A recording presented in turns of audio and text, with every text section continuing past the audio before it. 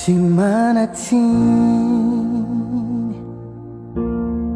lay tokako iniray, tsy malaloe haizana raha vinindray ny tantanay. Nimbaniry wanilani reny siray, nefa tsy zay muno voatetrinao azy manaiky zay.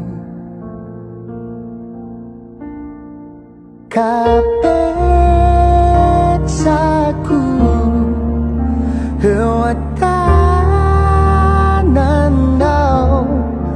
ny fiainany ny hoaviny ho zanaka matoky anao. Vitanao ny ameno ny banga rehetra,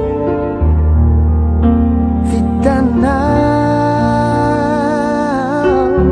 ny anoro azy ny fiainany etsetra, vitanao ny anomela ianjarako itoetra. Hanampiay ho tenaray vitanao.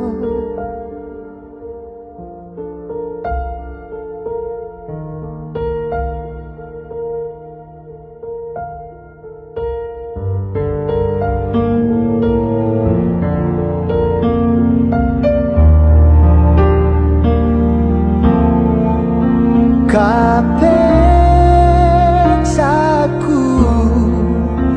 eo an-tananao, ny fiainany ny hoaviny ho zanaka matoky anao. Vitanao ny ameno ny banga rehetra, vitanao ny anoro azy ny fiainany etsetra, vitanao ny anomela ianjarako itoetra. Hanampiay ho tenaray vitanao.